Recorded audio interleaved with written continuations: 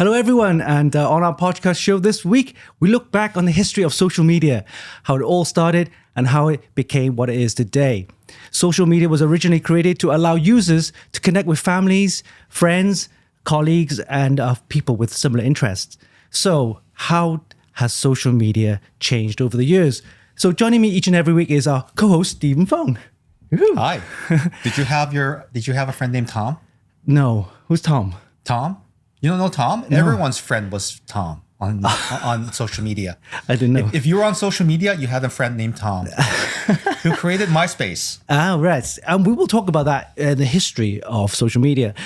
So, Stephen, what was your first earliest experience of social media? Do you remember? Probably MySpace. MySpace.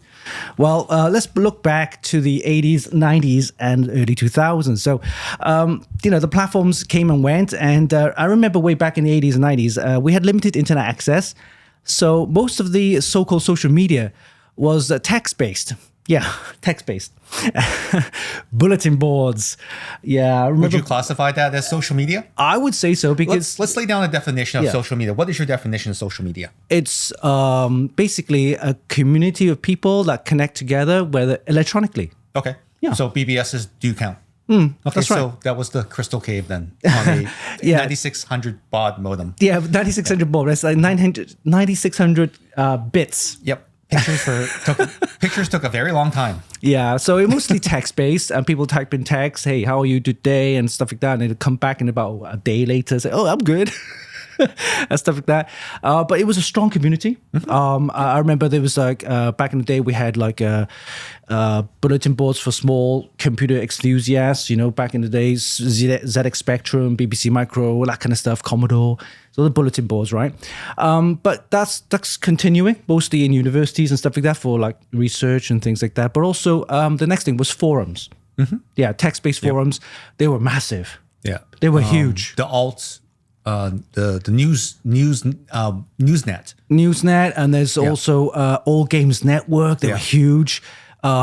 Thousands and thousands of members, and they would just basically type in text, people looking for help, giving advice and stuff like that. And it was a strong community too. And I enjoyed those days because back then they had moderators that, filter all the crap and things like that. So forums was very strong. And of course, over the years now, with especially advanced technologies, you have photos, images, and videos. That kind of forums kind of died down a little bit, but still certain areas are still going there.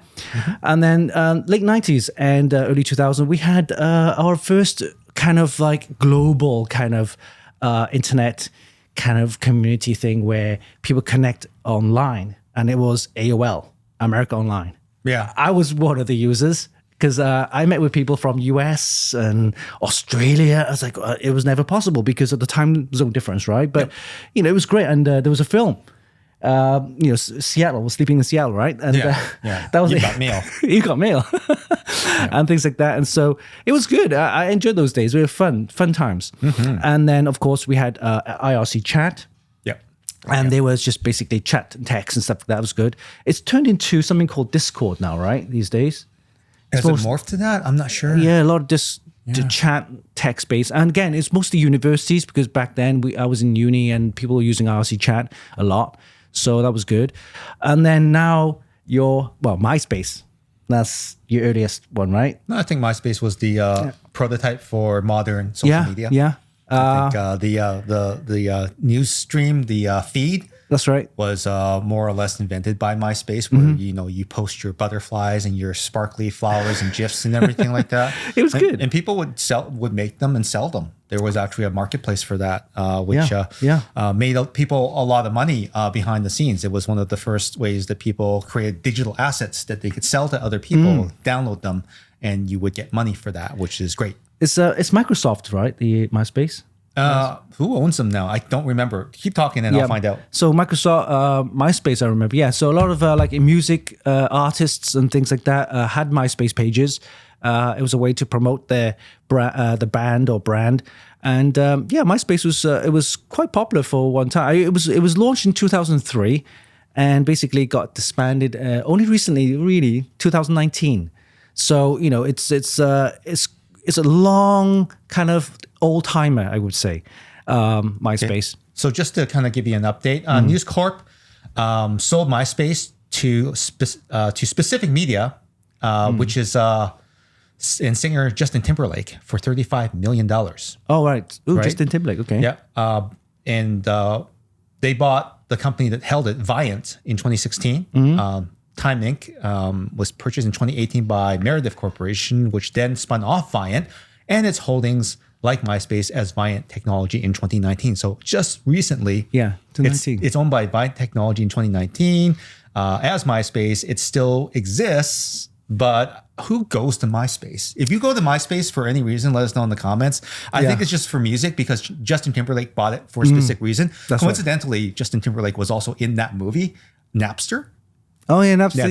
Napster. Yeah. So he was one of the people there. Was he in the social network? Social network. Okay, so he was there as well. Yeah, he was one of the VC investors, venture capitalists. Yeah. So it's funny that he bought a social media network. And yes, they are still around. They're still around. Yeah, they're still around. I think with a lot of these social media back then, the technology behind it and the programming and the IP rights and stuff like that, there's a lot of IPs in there, which people or companies still are finding interesting or valuable, right? So certain aspects of social media features that you might see are actually IP'd and patented and stuff like that. So yeah, that's just an idea why these people still buy or companies still buy with social media, which are not expanding, At the same time, I think with MySpace, there was Friendster. And Friendster was another social media platform where people from old, high school and college and stuff like that, and years later, they're all grown up and they're jobs and married and kids and stuff like that. And they kind of like finding, hey, what's happened to this person that I used to be friends with all these years ago, back in school, back in high school. So they connect up with people from Friendster. And I quite like it because I was, using it for a bit, looking at, some of my friends from way back in high school. But then it kind of like overtook by other bigger platforms. Well, I think classmates.com probably did more in that space because usually people look you up. They want to find out where you are. Yeah. We do. They do that there and then they connect. I think there's when you connect your social media up to it, your profile takes a new life.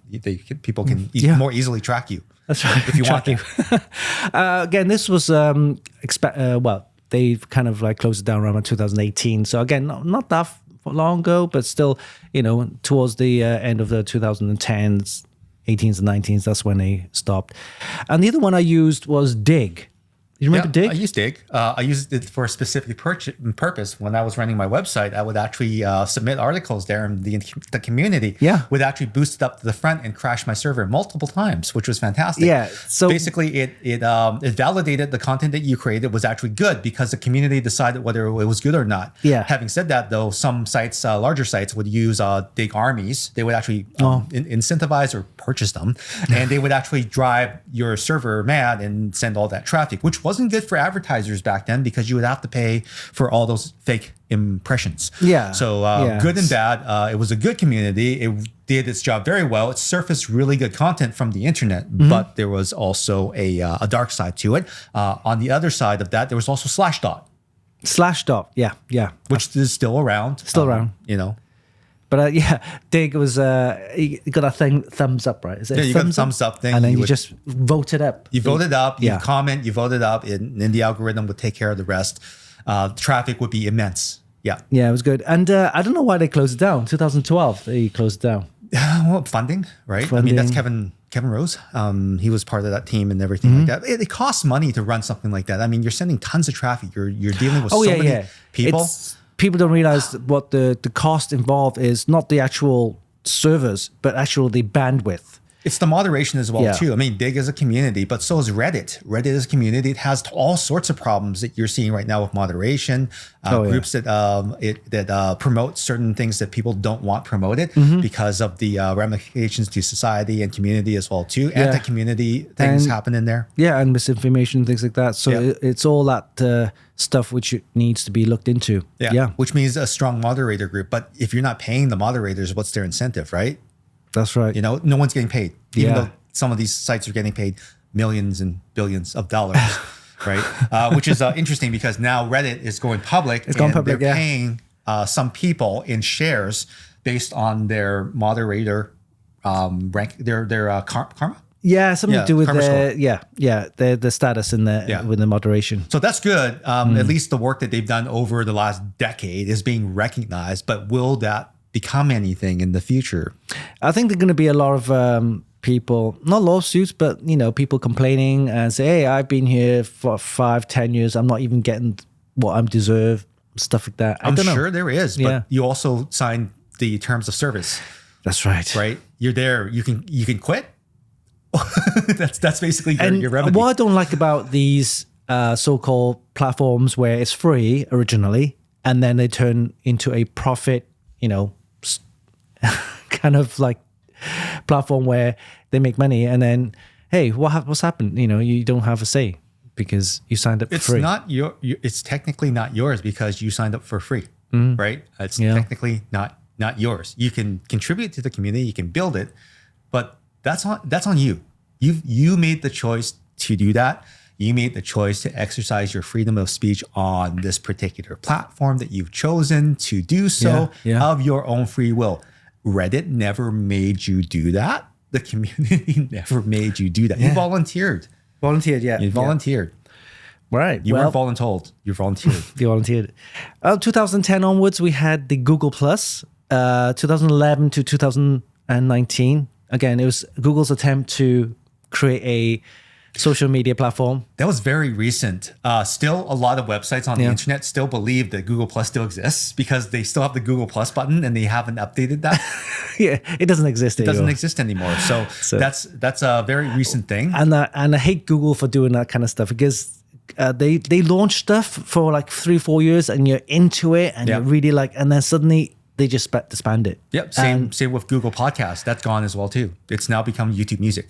And what's the other one? The console that they did? Oh, that was very, very recent. Stadia. Yeah. Why did they produce it? Have a platform? Have developers? It was a huge beta test, and they refunded that to everyone, which I guess was a good thing. But a lot of people invested in communities and things, and even websites devoted to Stadia to build them and actually have something as a resource as part of the community. Yeah. There's a lot of work that goes on to build a community around these products, and then when the product goes away, it's very much like crackberry.com.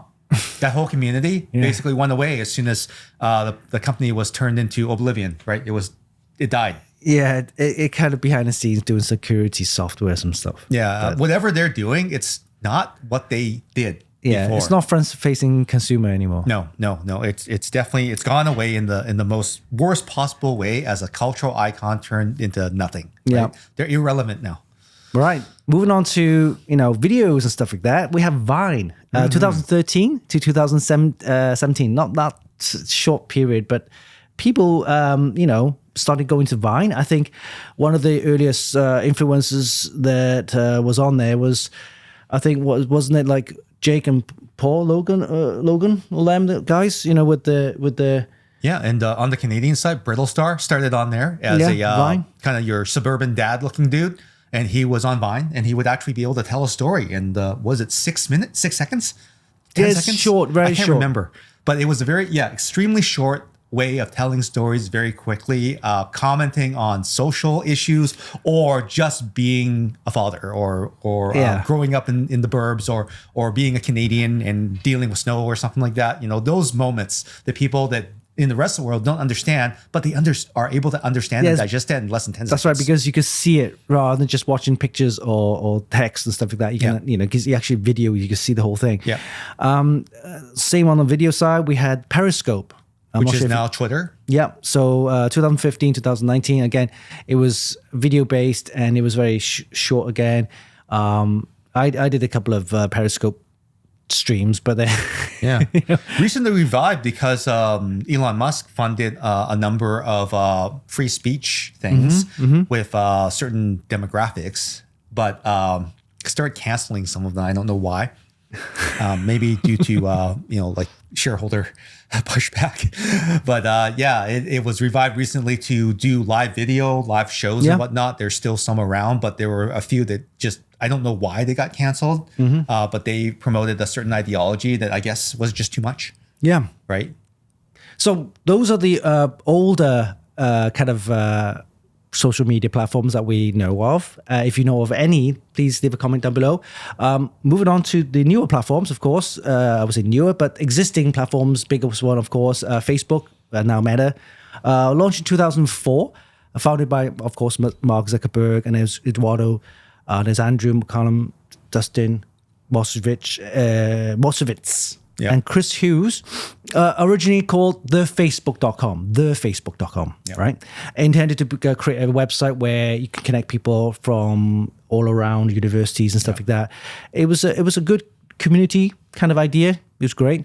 Obviously, of course, you watched the social media movie, the Social Network, and got sued by the Winklevoss twins. Yeah, and allegedly their idea. Yeah, allegedly for university and colleges only to network people in that space, not for the world. Yeah, it was called Connect You. They originally named it, but anyway, they got sued by these twins, and I think they settled out of court. I'm sure there was a settlement because not sure how much. Like no one. I guess there was an undisclosed amount that was settled for. Yeah, just to make them go away.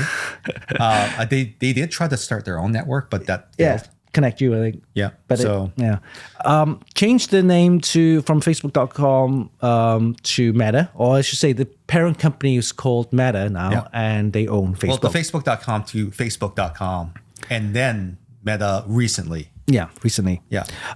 So what's so good about Facebook? Well, they have 3 billion monthly active users. 3 billion monthly active users, generating a revenue of over $118 billion a year.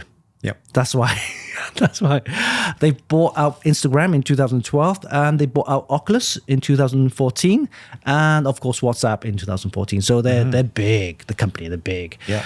And from those purchases, you've probably heard or seen that most of the staff that used to run them, they've been pushed out.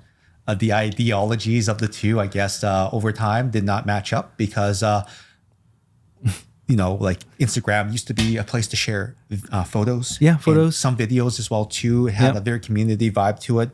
Wasn't meant to be like a marketing engine that would addict you to the feed and make you envy people's lifestyles and whatnot. And the psychology side of Facebook founder Mark Zuckerberg is actually a psychology major. I believe that's one of his proficiencies.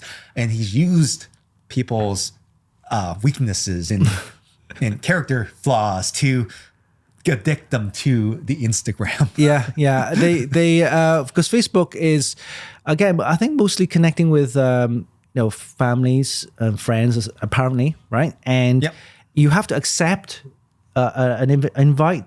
Right, so if I didn't know you, I send you an invite. You can you can decline, right? I can just leave it in the queue. Yeah, so you have to accept and stuff like that. But in Instagram, there's everybody can see it. Yeah, everybody, right? And of course, if you want DM, then of course you have to send in a DM invite. Then you have to accept it and stuff like that. So Instagram was for everyone. Everyone can see it. Whereas Facebook, you can't see my feed unless I'll let you in, right? Yeah, or unless you didn't toggle your privacy settings, in which that's your prerogative. You don't have to. You don't have to do that.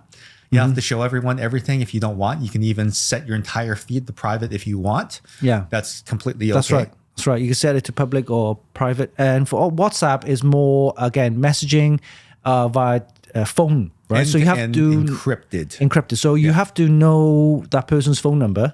I have to accept you, and then make sure that So it's only contact list people that you know, really. Coincidentally, on Facebook, they've also introduced two-factor authentication, the end-to-end encryption via a two-factor authentication code that you put in, because it won't synchronize all your conversations unless you know that code.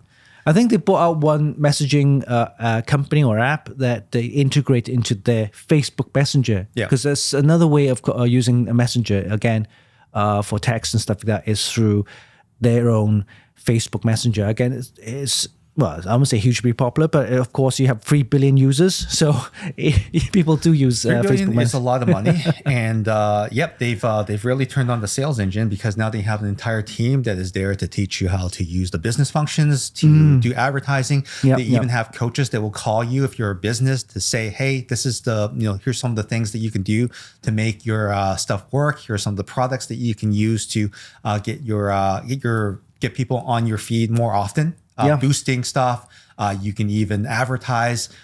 These are all things that they teach you how to do through these Facebook coaches, which are actually salespeople, by the way. They're salespeople. They'll sell you all these things. They'll say you need to spend X amount of dollars per month and you'll get X amount of people. Yeah. We've all seen the Google movie. Same as that. Yeah, because it's the same as they try to entice you because, for example, if you create a Facebook page, for example, if you're a brand or if you're a music band or whatever, you create a Facebook page within a community and people join. Anybody can join. Of course, you can a public community or you can have a private community. You can accept people and stuff like that. Every time you make a post, there's a button at the bottom right. It says boost. And basically it's advertising. So you press boost. Hey, how much you want to spend to boost your feed or your post? So then that way it'll just find more people that are like the people that are already on your page to bring them into your feed for a fee. Sometimes this doesn't work very well because if Facebook doesn't have enough of those types of people, you might be advertising to a niche, in which case you should look at other ways to do things. But they don't tell you. They'll just ask you to just go ahead and spend the money. Oh, you're not spending enough. Maybe you should do A/B testing on these. Maybe you should try some new creatives. Sometimes that works. Sometimes that doesn't. But it's a pay-to-play system now. And the organic reach is quickly diminishing as many creators have figured out that a lot of the content they create, it just doesn't resonate. Not because it doesn't resonate organically. It's because it's being suppressed. Yeah. You have to fine tune it because through mistakes or experiment, because again, different types of posts reaches to different niches. You just have to play around with it until you find the I would say secret sauce, but it takes time. It's more money because if you're a creator and you are working with a brand, the brand should actually try to set aside money to advertise, boost your post. To actually push it out there, right? That's why there's the collaborator function available now on Instagram, where the collaborator is actually the brand that is actually contracted you to do this content. And if the brand doesn't set aside enough money for not only to pay you for your audience, it needs to actually boost it out to another audience through their channel. If they don't do that, then the audience that they've paid for, which is your circle of 100,000, 10,000 people, it can't find more of those people. It can't find more. That's why you see sometimes you might get an initial boost in terms of views and stuff like that, and it suddenly just plateaus. Right? It's much better on YouTube because YouTube is built to keep people on the platform. In which case, if you make genuinely good content, it will go to the right people. And even if it's not the right content at the right time, it will try to surface that content through other people's content that they think would be interesting. For example, our podcast, sometimes our shows get all of a sudden a spike all of a sudden because it was recommended through another channel that had similar types of people that liked that content. Yes, right. So it's important that you click on that like button and share it because once you do that, it also then kind of spreads it to other similar people with interest. And I hear that there's a light show. So if you do see that light show when you hit the subscribe button, when we say subscribe, it should light up. I've seen this on a number of sites already. So there should be a rainbow effect as I say subscribe in there. It should actually light up or do a firework thing. So where it tells you where it is. All right. Well, of course, Facebook owns WhatsApp, and WhatsApp on its own is quite very, very big. It's very valuable. So launched in 2010, it was created by Kevin and Sistrom and Mike Krieger. What does it do? Well, photos, sharing, video reels, and stuff like that. It was bought up by Meta, of course, in 2012, and still very popular with influencers and stuff like that. 2 billion active monthly users, and they generate a revenue of around about $40 billion a year. Yeah, and that number is going up because as they make people, like we were discussing, as they make people do boosts to get to bigger audiences, that number will go up. Yeah. Right. And it's becoming more necessary for brands to not only do they partner with you. So brand partners with creator creates content, brand pays creator, but brand also needs to boost that content in order to see more of those types of people onto their product. I remember early days of Instagram, a lot of people just post photos, and that was great. And they put filters, stuff like that. But nowadays, for the last like a year or so, I've seen more and more video reels posted on there. And again, it's I'm getting these feeds all the time. I'm using Instagram a lot as well myself because it actually reaches out to certain demographic and also that niche that I'm after. So, Instagram, still very popular. Again, although it's under Facebook or Meta, still a very large community there. A lot of people have been asking, they should spin it out, like, make it a separate company because, you still have that little restrictions with Meta. And what I've seen is you can share a lot of the stuff from Instagram onto Facebook. Mm-hmm. So, I guess. Yeah, and connected to Instagram is, of course, I think you're going to get to it at some point, is Threads. Threads, yeah, that's. You're covering it next, right? Actually, I'm not. Okay, so Threads is very important. Threads is the big middle finger to Elon Musk. Yeah, okay. From Mark Zuckerberg, because Elon Musk is messing around with the MMA thing. He's never going to fight Mark Zuckerberg. That guy is a beast. He may look like a robot, but he's a fighting robot. Yeah, and UFC, yeah. Yeah, and Threads has a lot of the things that Twitter used to be. Tighter communities, better moderation, somewhat, but also a lot less of the negativity that's on Twitter right now. Yeah. Right? Because I think a lot of, in Twitter, which we'll talk about in a sec, is a lot of toxicity, lots of misinformation, stuff like that. But also you can't hide as well because it's connected directly to your Instagram account. You can't hide as well. So if you're that person, they know who you are in two places. So it's harder to get away from being a jackhole. Sorry. Right? I haven't seen the numbers yet, but how popular is actually Threads? I think is it mostly for Facebook users? If you have an Instagram account, you almost automatically have a Threads account. I see people adding it on all the time because you're just hitting the button. Yeah. And then they've got a Threads account all of a sudden, right? Yeah. So they've got like a Twitter attached to their Instagram account, not a Twitter anymore, an X, but a more friendly X, a more welcoming X. How does it get shared onto, for example, if you post on Instagram, does it automatically get shared to Threads or not? No, it doesn't work that way because inside Threads, they've actually added a shelf that shows all your threads. Okay. So if you're using it enough, you'll see that it'll cross-pollinate. If you have a Threads account, it'll cross-pollinate some of the more popular posts from some of the people that you follow or co-follow or mutually follow, and it'll show you that content. And then you want to jump into Threads. So it's a way for Instagram to draw you into Threads to have a longer form conversation, which I don't know if it's good for the platform or not because on the reverse side, Threads doesn't show Instagram content. So it's kind of dragging people away from that Instagram, I feel. Yeah. But if you want to go to a place where you can just have those text-based conversations where it's not around a piece of content, where your words matter again, then it's a good place.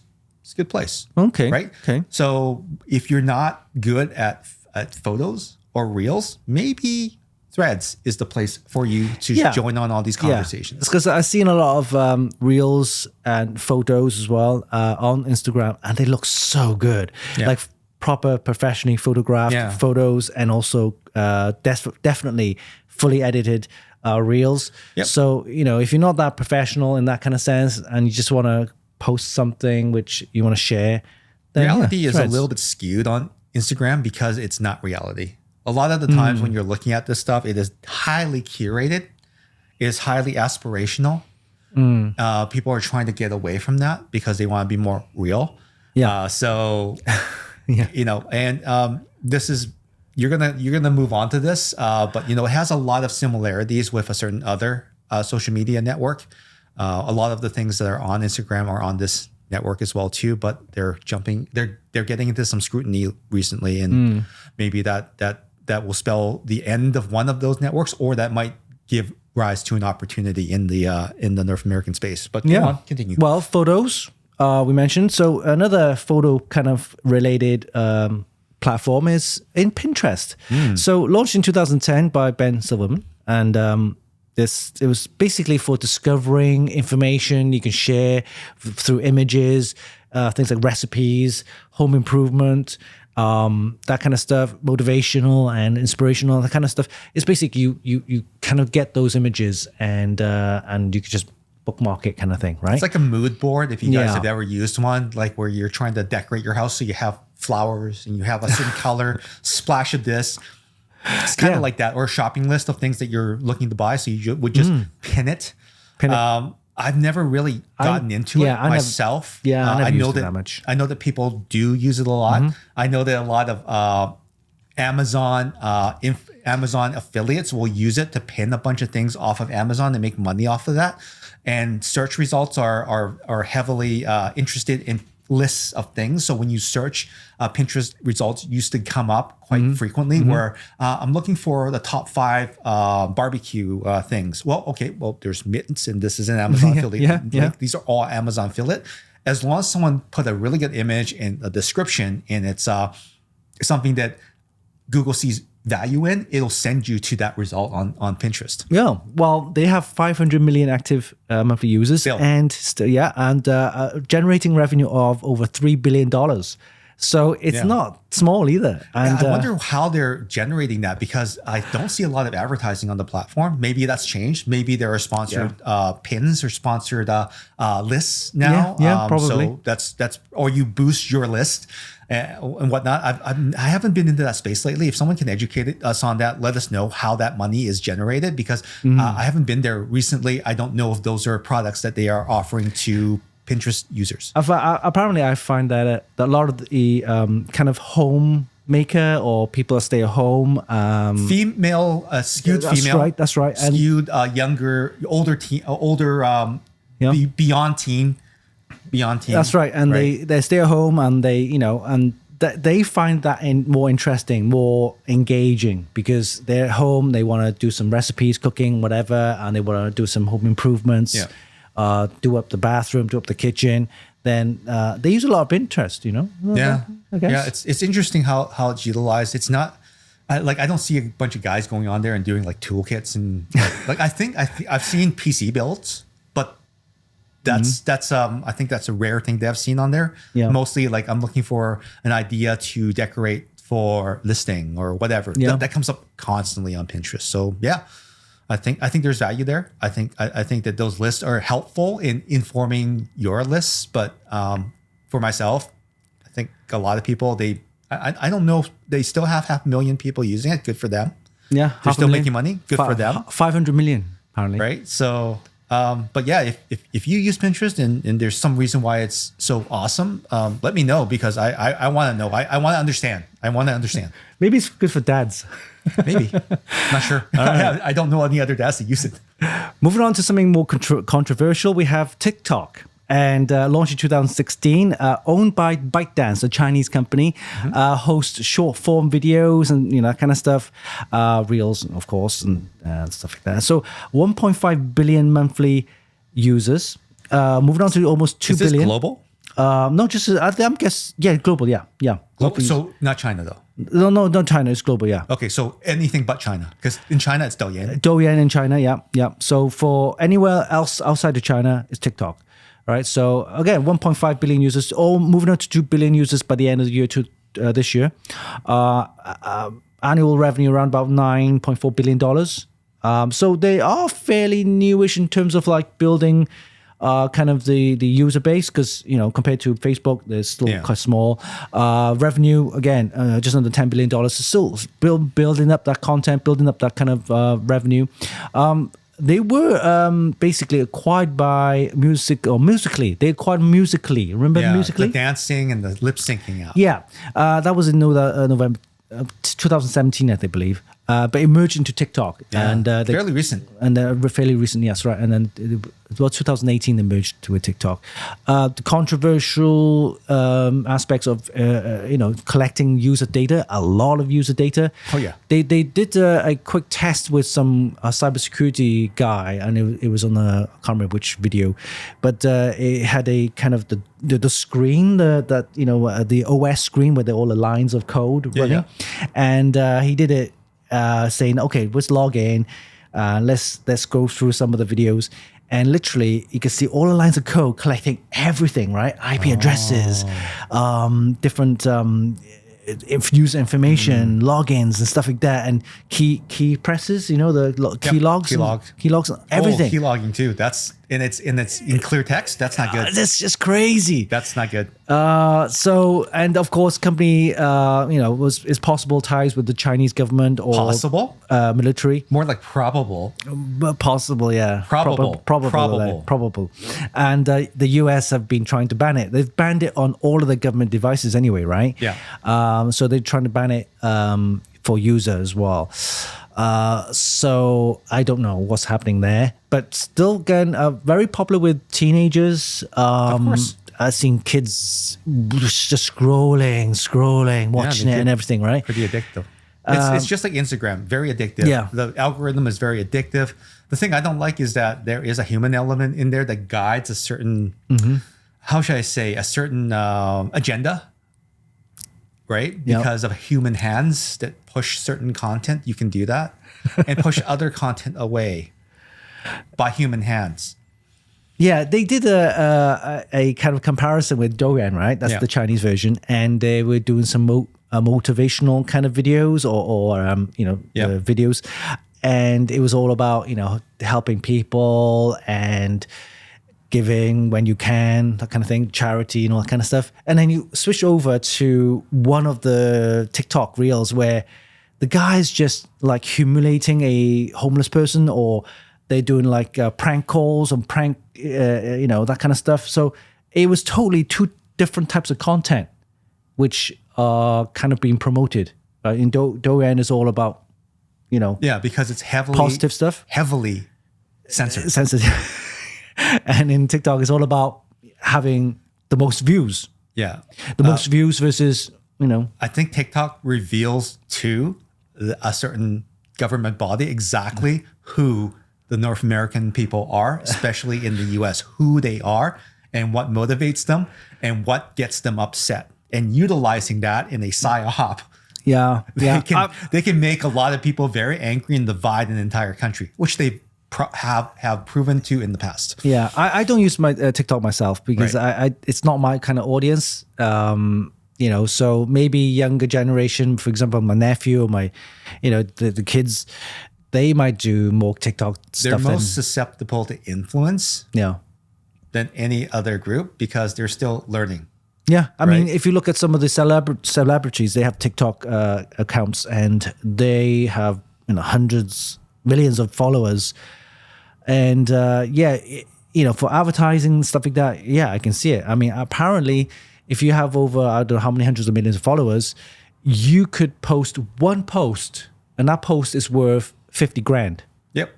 And 60 grand. You might get invited into the TikTok influencer program, in which they start paying you, right? But you have to get millions and millions of views to actually make any money off this.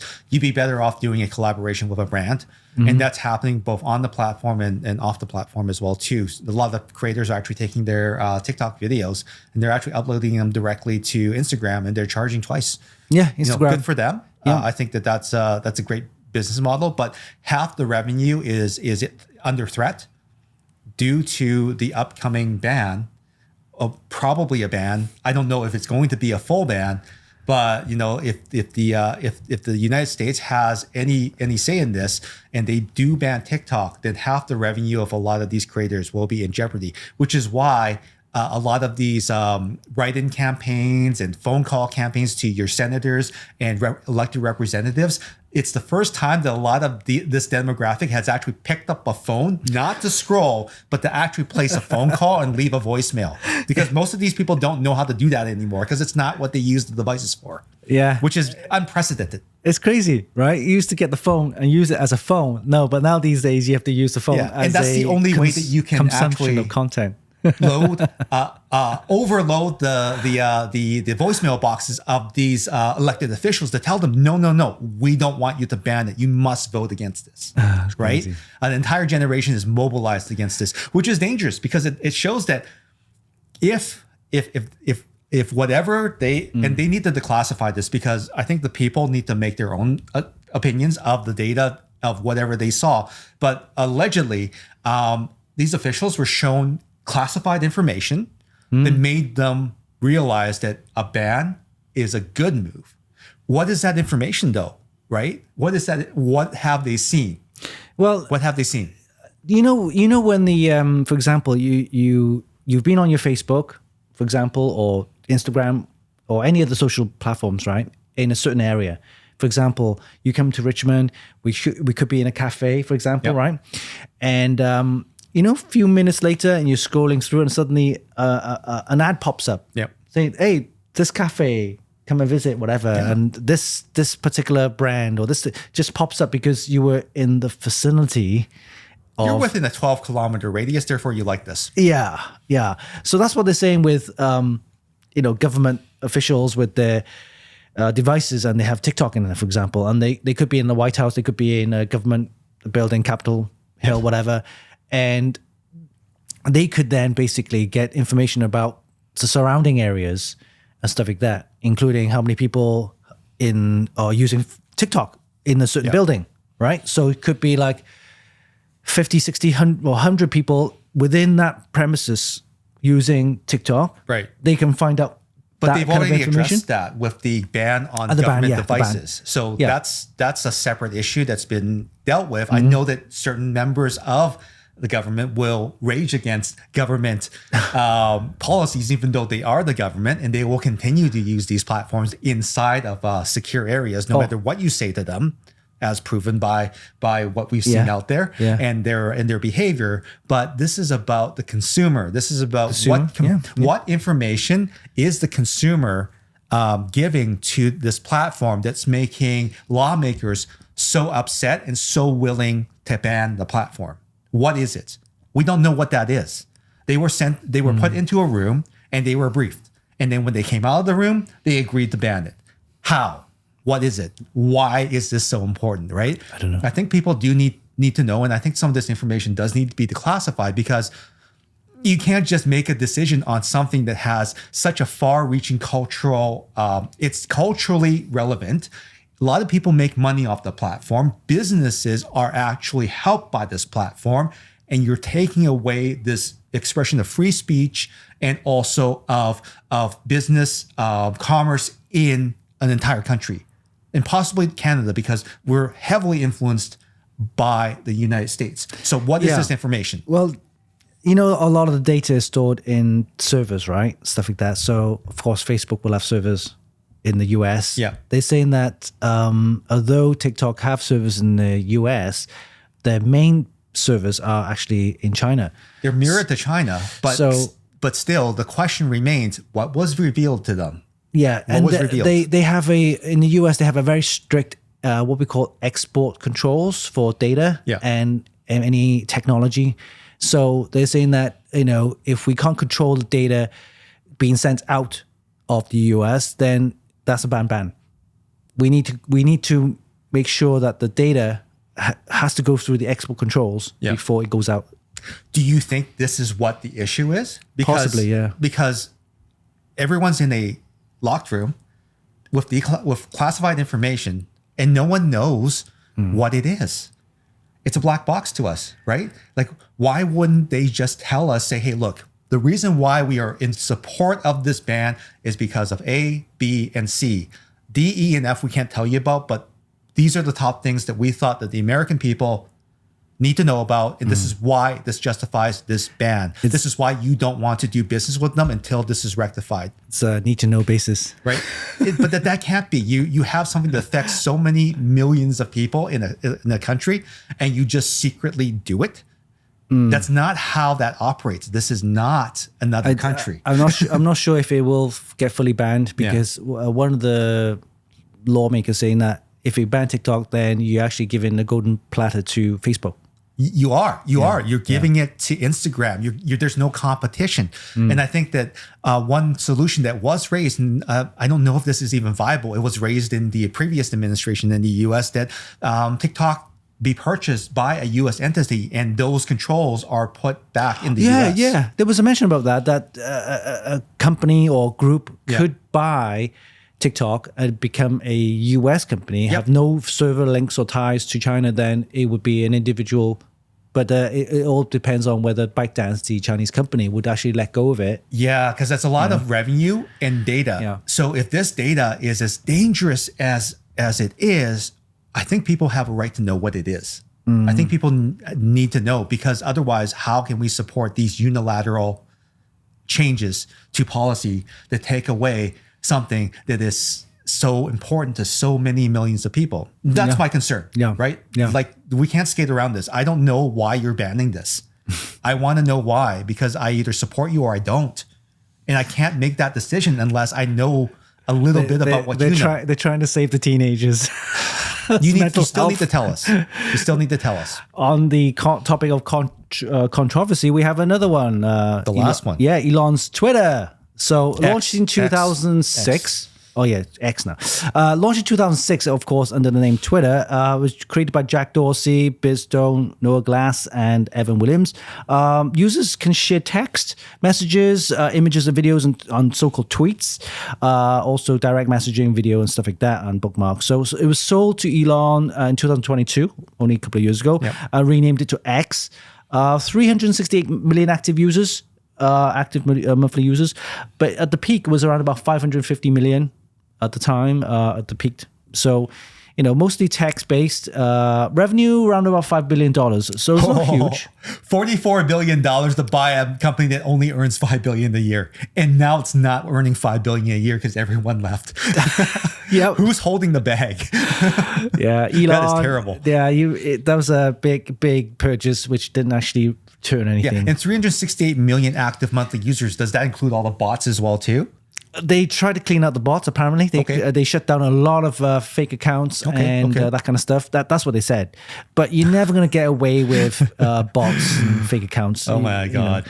But apparently, this is something that they said before, but I'm not sure if it's going to happen. Is they're going to convert so-called X into an all-in-one app platform? So like a Weibo. Yeah, payment system, that kind of stuff, and all in there, including photos. Because at the moment, they only have your only maximum 4 photos, 4, I think.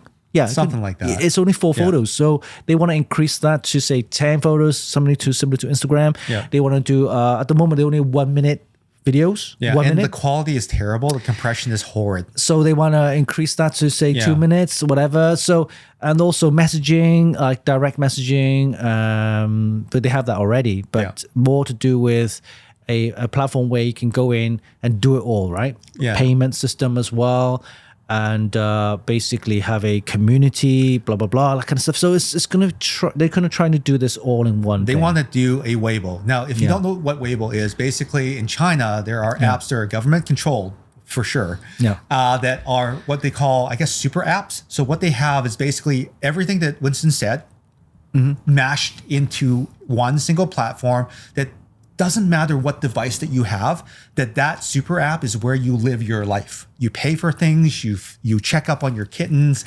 Everything is embedded into this. There's Weibo plugins from all the companies, so you can check on your cameras and everything. It just works through this app as a general life feed that is monitored by the Chinese government. Yeah. Right? And your social credit score is based on your behavior on this platform. It's kind of government controlled Weibo, yeah. So Elon is proposing the same thing, for North America, where there's a mash of everything, where there will be X plugins from Amazon Alexa and stuff like that into one platform, right? I don't know if that's going to fly based on anti-competitive, anti-monopolistic things, because having all of that in one place without a competitor, might be a tough sell. He's trying to sell. He's trying to like say. Remember that big thing that they had? I can't remember. It was one of the forum events that he attended, and people were pulling advertising revenue from his platform. Big corporations, Disney, and all that. And Apple. he got up on stage and he started swearing. It's like, well, you could try to kill this platform, blah blah blah. Then he just said the big F you and all that kind of stuff. I think that's not a way to try to attract. Yeah, as people are watching this thing, they're like, hey, marketing, that ad spend, can you pull it right away? Thanks, we're not doing this. Yeah. In real time, right? Yeah, it's just crazy. I know. I think he's done the damage. I don't know how long Twitter or X now is going to last. It could last. I can foresee that it won't last, to be honest with you, if he doesn't do what this all in one platform thing, because the other way of boosting this is actually giving users something different, something special, something that other social media platforms don't have. If he doesn't do that, it'll just be another lingering platform which people used to go on, right? Yeah, Twitter is not a nice place right now in a lot of respects. There are a lot of people that are doing the good, fighting the good fight, but they're losing because the platform is unhinged. It's chaotic. And the dog piles on this platform are in the negative, not in the positive. Okay, light. so like you mentioned, Instagram is a lot of like inspirational stuff, right? You can see on there. More so, and more so positive, I guess. More so, although it's all like more so by demographic. Yeah, more so by demographic. Yeah, although it's all like cleaned up and all glossed up with filters and stuff like that, it's still there's a positive image there, right?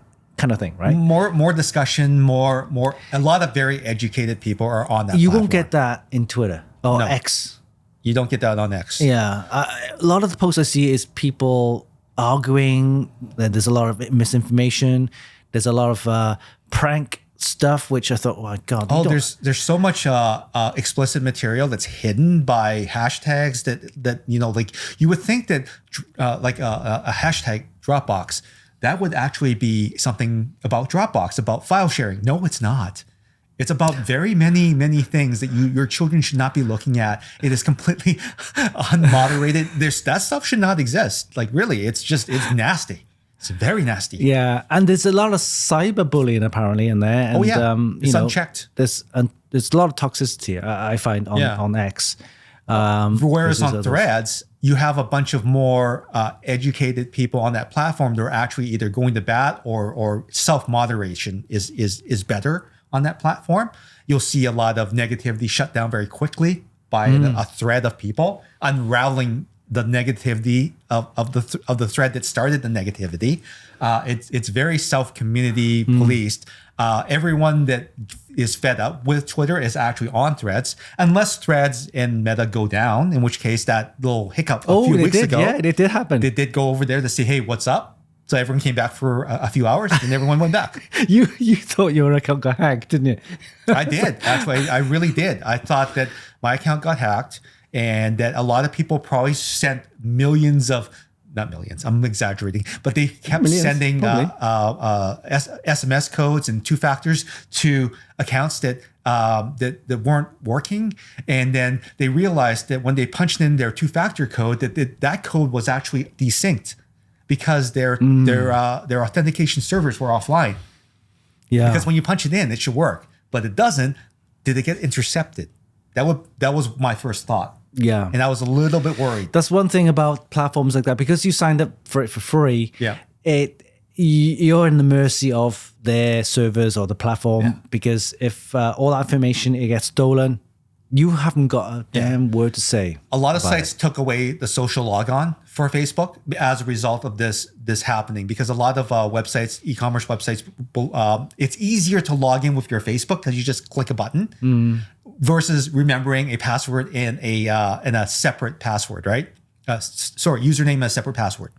So that ease of use was taken away because Facebook goes down inevitably, right? And it hurt a lot of business. That's right. Yeah, because if that authentication server's gone down and you linked it up to Facebook, you go into an e-commerce site which you logged on with Facebook, it doesn't work. It doesn't work anymore. No, it's crashed. So Facebook going down had collateral damage that we didn't even think about. E-commerce business. I want to buy that thing. I can't buy that thing because I can't log in anymore because I don't have a password. 50% off. And I can't buy it. It cost me 50% now that I have to wait for Facebook to come back up. Right. So is an advice for you guys. Yeah. So make sure for a lot of the other sites that you, not social media sites, other sites, make sure that you have separate email and password not linked to a social platform. Seems that way again. So if you don't already do this, get a password manager. I know that LastPassword is kind of wonky right now because they had a couple of security leaks. Unfortunately, I still use them, but I use them with two-factor authentication, which you should be doing as well. Yep. Not just your phone. If you can get away from using your text messages, use an authenticator app. That's much, much better. Yeah. And also, 1Password is also Canadian. That's another option for you. It's also free if you have Eero at home. Okay. Eero networks, that's included with your service. Then you pay for the premium service. I didn't know that before. Yep. But you get Malwarebytes and you also get 1Password for free. Nice. Those are two security services that you get with your subscription to Eero, which is well worth it because both services alone are way more value than what you pay for the Eero service. And Eero itself tries to keep your network clean as well too. So I'm not advertising Eero. I just something I immediately remember that, oh my God, these two things are actually available. When you subscribe to that service, it's cheaper for you to subscribe to their service and get both of them for free. All right. That's it. Okay. So I think that's all we have for you today. A little history on social media platforms and all the stuff that we use today. So please don't spend too much time on your tablet or phone. Get out there, go out, get some fresh air. I think it'll definitely give you some mental improvement. He doesn't mean taking your phone out and walking in traffic. That's right. No, just leave your phone and tablet at home. Don't leave your phone. I don't leave your phone in your pocket. But don't look at the social media stuff. Just take a break from it. It'll definitely give you some practice. Yeah, 5 minutes, then 10, then 15. Work up to it. You'll feel great, I'm sure. Okay. All right. So leave a comment down below, and of course, don't forget to subscribe. And we have new shows every week on a Wednesday at noon. Yeah, and of course, we have social media at our. Is it Instagram? At our podcast show on X and at our podcast show on Instagram. Reach out. We want to get more active soon, but we've been very busy. Yeah. So hopefully that happens. And I think we're looking at the end of season 7. We're working on season 8. So make sure that you find us every week and leave your comments below because that helps inform us of what you want to see more of. We do look at the stats. We see what you're most interested in us talking about, but maybe there's something we haven't tested and maybe you want our opinion on that. We can do a show on that. That's right. Until next time. See you soon. Bye. Bye.